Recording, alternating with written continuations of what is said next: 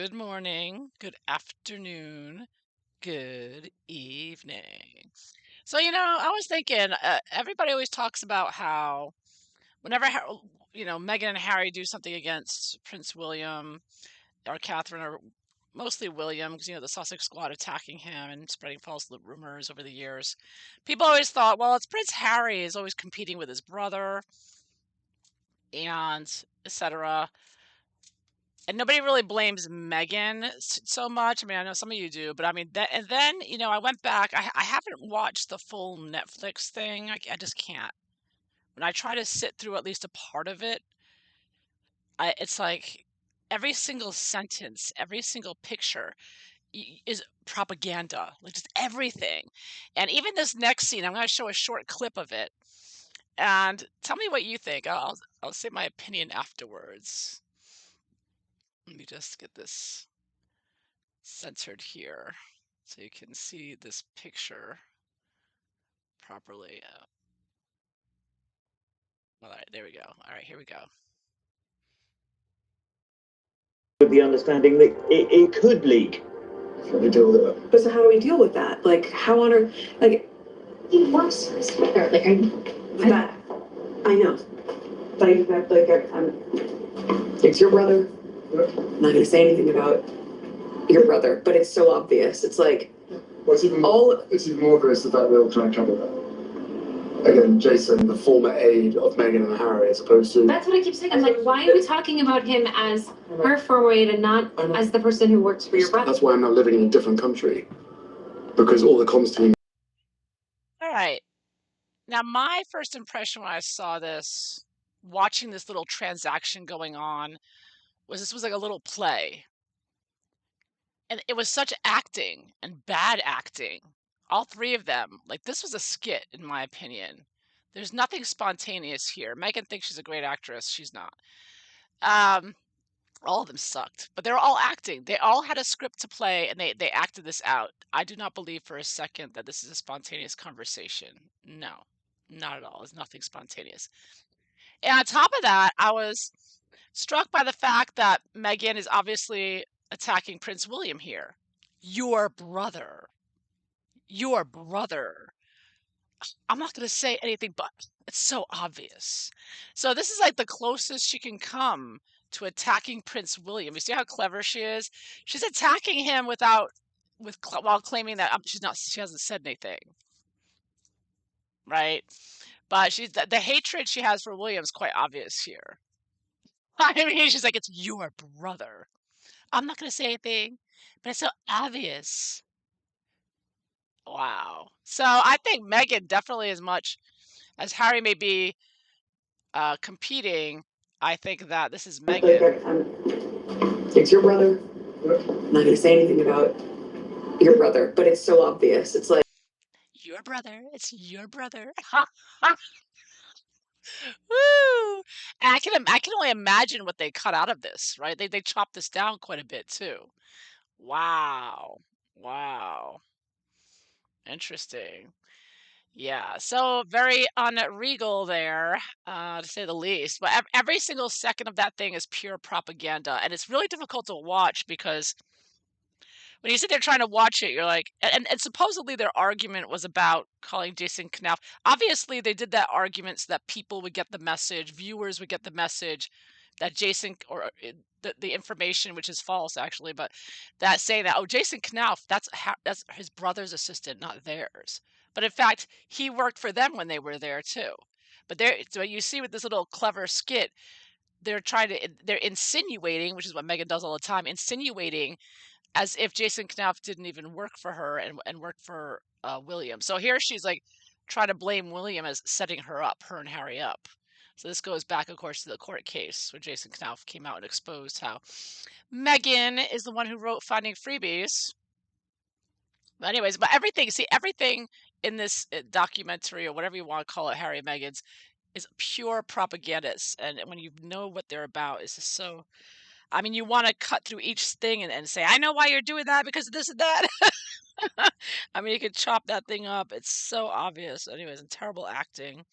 thing is so hideous, and it really terrifies me to think that people are buying it. And I've heard from some that there are people who don't follow the Harry and Meghan saga who really are buying that crap, that propaganda piece. And it's frightening, and which is why I hope, it's partly what inspired me to write the comic book. But I know the comic book is going to get criticized because, whatever, I did it very quickly, and it is what it is. It's a coloring book, not a comic book, coloring book. But I don't like comic books for some reason. I never got into them.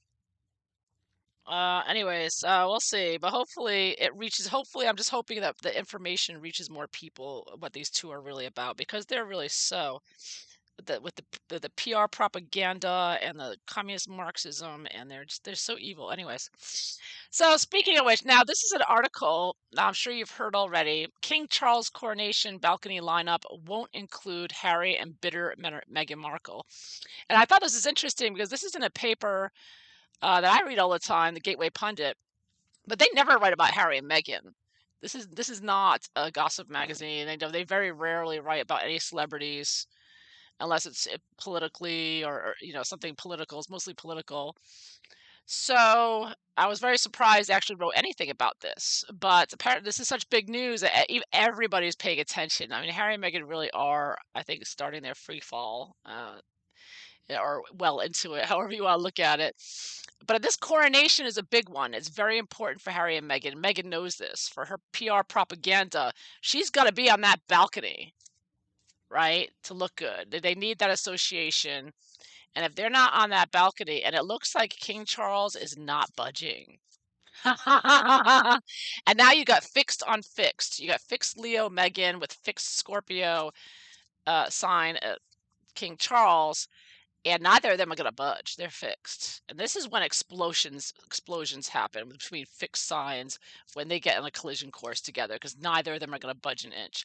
So on top of the fact that it comes out that they're not going to be on the balcony, we're also hearing that Harry and Meghan have not RSVP'd.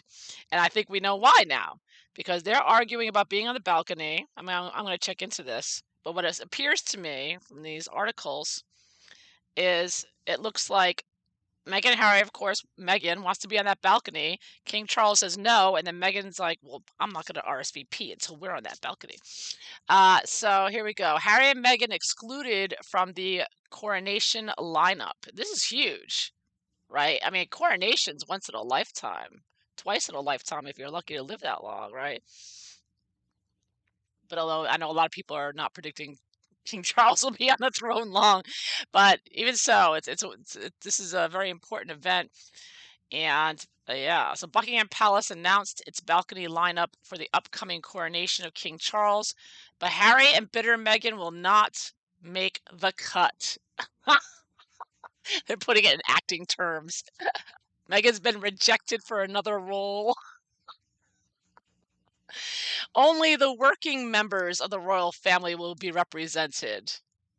Yeah, and I've seen other articles that wrote only those who work as a service to the public capacity, the capacity of serving the public, only those with a life of service, like Harry and Meghan, right? Because that was another bitter, vindictiveness of Meghan with the service, being of service. Everything with her is just like a venomous, fight about everything, every word, whether it's royal and whether it's be of service. Harry and Meghan were previously excluded from appearing on the royal balcony during the late Queen's Platinum Jubilee. Yes, that was glorious. That was really wonderful. King Charles and Camilla will celebrate their coronation. I mean, how on earth, after what they've said about Camilla, after what Harry wrote about her in his book, accusing her of leaking stories to the press, when we all know it's Meghan, say that he hates Camilla, basically. And how could he possibly expect to be on the balcony after that? I mean, really. King Charles and Camilla will celebrate their coronation on the Buckingham Palace balcony without Harry and Meghan if they decide to attend. It was revealed today. His Majesty is said to want to show the world how he is slimming down Britain's monarchy. Yeah, and also King Charles knows that if he lets Harry and Meghan on that balcony, the UK people in the UK will eat him alive.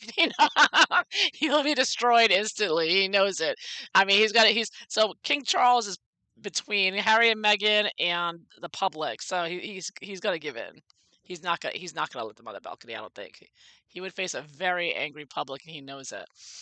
Um, and he has said he's slimming down the monarchy, and he will reward his most loyal family members, including William, Kate, and their 3 children. But the Sussexes, who are yet to RSVP, and Prince Andrew will not be among them. Princess Eugenie and Jack Brooksbank and Princess Beatrice and Eduardo Mapelli Mosey will also miss out. So see, there's a lot of people not going to be in the balcony. But Harry still won't accept it because he's used to being treated like, much better. So he's going to not be cool with this. A source told the Mirror, quote, "The king has been very clear who he wants to represent the monarchy. There is little room for sentiment.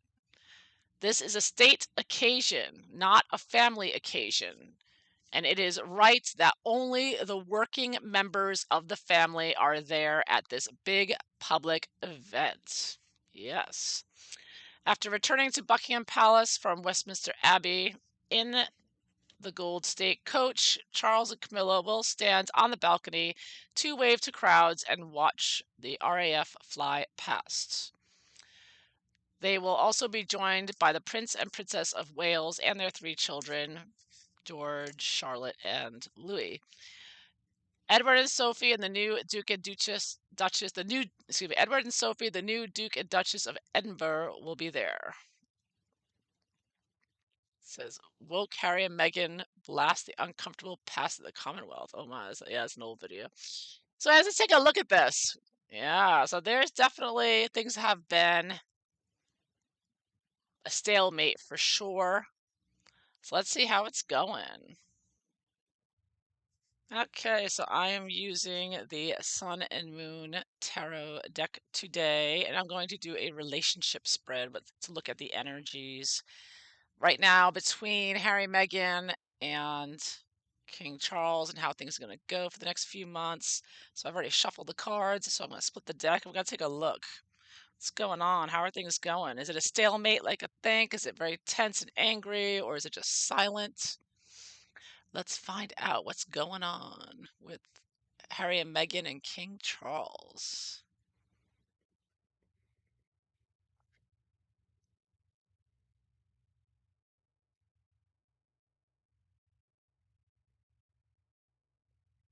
Let's see. The cards will show.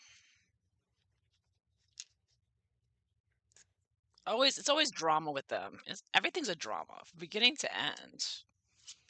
What Harry and Meghan want, what they need, how they see King Charles, energy between them, what King Charles wants, needs, and the next 3 months. Okay, I'll get it all in there. All right, so let's take a look. What do Harry and Meghan want from King Charles? 5 of Swords. They want to bully him is what they want. They just want to take advantage of him. Meghan's, fantasizing about the days when she first married into the royal family, and King Charles was sort of pushover for her. So Meghan seems to think like she can still do that. Like, oh, come on, Daddy Charles. But we all know Meghan's just a bully. She was trying to bully them and threaten them. This is like bullying, threatening with words, swords. So of course, Harry's like, I have more material for another book. We can do another Netflix. What they need from King Charles. Ooh, 10 of Pentacles. Reverse. Well, we all know what they want. The key word there, what they're looking for. But it's more than that because this is a family tree, a very wealthy family, right? So, they want in and out, of course. Harry and Meghan is Harry and Meghan. They're like, come on, come on, come on. We're still part of the royal family. Come on, But they don't want to really do anything for it. They want to enjoy the perks and not have to do the duties. So they're still trying to shake that tree. Still trying to get what they can get. Get the money, get as much money as they can get as well. How do they see King Charles? Ooh, King of Wands reversed. Yeah, they're not happy with him right now. They're seeing that he is fighting back in the media. You know, these articles are coming out, and it's interesting. There's a little unicorn there, and there is a unicorn on the emblem for the king, and of course on the invitation. Did you see the invitation? I saw it on Instagram of for the coronation. Has a couple little unicorns and a lion, or one unicorn and a lion, I think. Anyways, yeah, they're seeing him very negatively. They know it's going to look really bad. He knows they want that balcony picture, so they're very angry with him. But I also think that this could also be that they see him as weak as well, as not having the charisma that they have and the firepower, you know, not as far as like the element, you know, the Leo fire of stealing the show and being entertaining and having the, you know, the charisma and strength to project that and to be entertaining to look at, you know, to be. So like, I think Meghan still feels like he doesn't, you know, without them, there's no fun in the royal family. It's boring without her, in her opinion. You know, her and Harry are, in Meghan's view, the center of attention and the whole reason to watch, right? They're the entertainers, you know, the entertaining royals, in Meghan's opinion. And that, you know, she's trying to say that you need me there, basically, is the vibe she gets. I get here, but I do see kind of like a weakness here, that they see him as someone they can push over and bully, because that's what they're trying to do. So what does King Charles want? Now, King Charles is a pushover, though, a bit, because we all know he has pushed over quite a bit for Harry, for his son, for his concern for his son, and he has given them a lot of money. So there's a reason why they, you know, it's not without reason, right? But, you know, things have changed, you know, since the queen passed and he's taken on more responsibility. He's stressed out, right? So what does he want? What does he want? Ooh, a strength reversed. He wants to get them under control. The Harry and Meghan card, I sometimes see this as. But he also doesn't want things to get out of control with the two of them, because they're always creating a huge scandal. The big large moon there, that's like Harry and Meghan. He doesn't want their scandals and their whatever they're doing to overshadow his big day. This is his day. And like he's asked Harry in the past, you know, don't make the rest of my life a misery. So he wants things to go in an orderly fashion, and he doesn't want drama from those two, and he certainly doesn't want them stealing the show with their antics. He is concerned about that, him and Camilla. What does he need? That's why he wants to keep them under control. I see that kind of as, what does he need? Oh, look at that. See, moon reversed. Yeah, see, he is really concerned with the craziness that Meghan brings. It kind of looks like Meghan up there, right? He knows that witch from the west, you know, that wicked witch from the west flies in, and with her race baiting Fulani Ngozi and Aisha Izariki, whatever her name is, look at the black and white dogs there. He knows the race baiting drama queen, BLM Antifa globalist witch is going to come in and just rile things up. And he needs to keep that under control. He wants to keep that down. I got it reversed. So I think he's trying to keep her and Harry, because of course Harry is just, you know, I mean, even though Harry is responsible for what he's done 100%, he's a nasty little thing, but Meghan is the one that sets Harry up. It's the two of them with their folie à deux kicking each other off, and Meghan is what triggers Harry, and she pushes his buttons and etc. So to keep them under control, he wants to keep them under control. He needs to avoid another scandal and upsetting the public, especially with the divisiveness that's already there, that's been, you know, propagated, instigated, and caused by all these divisive things coming out. So yeah, he wants to try to keep that down on his big day. He wants to have a nice day. He doesn't want drama. He doesn't want all these protests. He doesn't want violence. And he knows how angry Harry and Meghan will make people. So how does he see Harry and Meghan right now? Four of Wands reversed. Yeah, the losers. He sees them as, you know, just troublemakers, right? Always stirring up the trouble, stirring up the shizzle, drama, drama, drama. There you got Harry and Meghan there. coming in and twisting that wheel of fate around.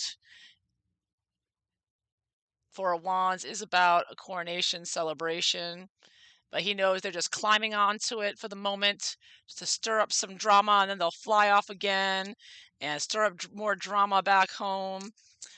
So he sees them as hangers-on. Harry and Meghan couldn't make it on their own. They're trying, but they're failing at everything they're doing, and he sees that. They're a big fail in the media, Wands. They're a drain. They failed, you know. They're not business. They don't have business savvy. Meghan was never successful before. You know, I was thinking about it. You know, they always talk about, oh, the TIG. The TIG was never a big deal. It was a little blog. No one ever heard of it. Didn't make any money. I don't believe for a second that she made any money off that TIG. I think that was just a little blog she had when she traveled around in between her gigs, doing whatever she was doing with the yachting or whatnot. And she, you know, then the little part she had in that little cable show that no one ever heard of either. So I mean, the point is, it's not a surprise that her and Harry are not, even though they should be more successful if they had an ounce of business intelligence, but they don't. Even though Meghan tries to be all business, she doesn't have any successful businesses under her belt in order to be able to successfully use the star power that she had for a brief moment with Harry soon after they married. They lost it all. They blew it because they didn't know what they were doing. They still don't know what they're doing. So now they're clinging on to King Charles, and he's afraid they're going to drag him down. He said, they got to drag down my celebration. I'm not going to have it. Because wherever they go, they take other people's, and you know, that's what Meghan always does and does. And that's what Harry just tried to do, right? They try to steal the sunshine away from other royal family members when they're about to have a big moment. Harry and Meghan just piggyback on that and try to suck it away from them. That's all they know how to do. It's everything's such a competition with them. But he knows that they're going to try to do something, he suspects, to distract and cause controversy, possibly racially oriented. They're probably accusing him that if he doesn't invite Harry and Meghan, they're going to accuse him of racism, right? They're going to try to pull that again. I don't know. Well, let's see. What's the energies in between them right now? Ooh, Princess of Wands reverse. Yeah, so there's a lot of angry back and forth here. Possibly with emails or faxes or however they communicate, text messages. I don't know. I would think that William and Harry and everyone there is very careful about what they send, any messages that they send to Harry and Meghan. But whatever they are sending, then this could mean that there's just like a standoff here, no communication at all. It's interesting. You got a little tiger down there. Yeah, and you got this person here trying to reach up for the star. This person trying to reach up there. That's reverse. Yeah, so there's no communication, and there's a lot of, I think they have gone back and forth if they're not right now, and it's stalemate for sure. But it looks like angry words, angry communications. They're not agreeing. They're not RSVPing, and they're not giving into each other right now. So, and they're communicating through abusive, I would say abusive puff pieces and news articles and whatnot, right? So I think that this is how they communicate. I think they communicate somehow through the media a lot of times. They send their messages that way, right? Yeah. So how are things gonna go for the next few months? Let's see here. We've got April here. Ooh, not good. Death reversed. Oh, not good at all. Let me tell you, there's a stalemate here. Someone better be careful driving in tunnels. That's all I gotta say. A lot of changes here. Maybe the death of a relationship here. Things uh, threatening to end the relationship completely. And I read somewhere that Meghan doesn't even want to introduce the children to Charles. Like I'm not introducing the children to Charles or something like that. King Charles. I mean, there's a lot of craziness going on. The death can be like the ending of the relationship, ending of a lot of agreements here. So that's in April. I see an end here in May. I get the Four of Cups reversed. What does that say? Luxury reversed. So I'm getting that kind of emotional here. I think that Harry and Meghan will go, but they'll pout and they'll be unhappy, and they probably will try to stir things up online or whatnot, try to stir people's emotions and sympathies, playing the victim again. Because, you know, Meghan doesn't get what she wants. What does she do? She plays the victim, right? In April, May, and June, I get Six of Wands reversed. Oh, Six of Wands. So some kind of pretending to be winning here. Trying to, I kind of get like a secretive kind of trying to outmaneuver each other again with the media with wands and trying to say, I'm the winner. No, I'm the winner. Like they're both trying to seem like they're on top here as far as the media is concerned and in public opinion, but not very well. This month is pivotal in their relationship, and I think that it's, you know, do or die right now. And it's interesting that I am getting with this death card is, you know, the Phoenix rising, and this is about death and rebirth, and Scorpio is one of the symbols is the Phoenix rising, right? It's the scorpion up to the point, but after death and rebirth, it's the what do you call it? The what do you call this bird? This fire bird. The phoenix. That's it. Thank you. Saying thank you to myself here. Yes. All right, doing this too long. Anyways, the phoenix rising. This is a Scorpio sign. Scorpio. So this could mean, and also it's a sort of about the death of King Charles's old life into his new one. There's big changes, in other words, leading to, I think, some unhappiness for a certain couple there, and things quieting down and not um, being as happy or conducive together as they once were. Because I think Harry and Meghan are going to be pouting for a long time if they're not on the balcony, and I'm kind of getting they're not going to be on the balcony, and they're going to try to find some other way to make it seem like try to stir up emotions for them or play the victim somehow here with a future. This could be in the future, using this to try to claim victory, just like Harry and Meghan try to claim victory whenever a court case continues, even though a decision hasn't been made by the judge. They just say, oh, it's continued on to the next phase. We won, Harry won, Meghan won. They always try to pretend like they won when they really haven't. Well, I kind of get they're going to try to turn this into a win, you know, somehow. You know, try to, and I think Lady C mentions this, like narcissists have a way of, even when they lose or don't get what they want, they somehow turn it into a win later on with something else. So Meghan will be concocting her new Netflix or something to turn it around and make Harry and Meghan more, you know, seem more successful or popular because of it, or more the victims to get more sympathy. But yeah, so all in all, I'm getting that things are not going well. It's a big day for King Charles. He's very concerned with public opinion with two major arcanas. He's got a lot of opinions influencing him and his decision. And Harry and Meghan are just trying to get what they want when they want it. And it's right now not going well. And there's a lot of anger here back and forth between them right now. And I think that their communications are, you know, strictly probably in the media or whatnot, and not able to come to terms because neither side is going to back down on this issue. And yeah, so big changes in their relationship. It's never going to be the same again after this, I think.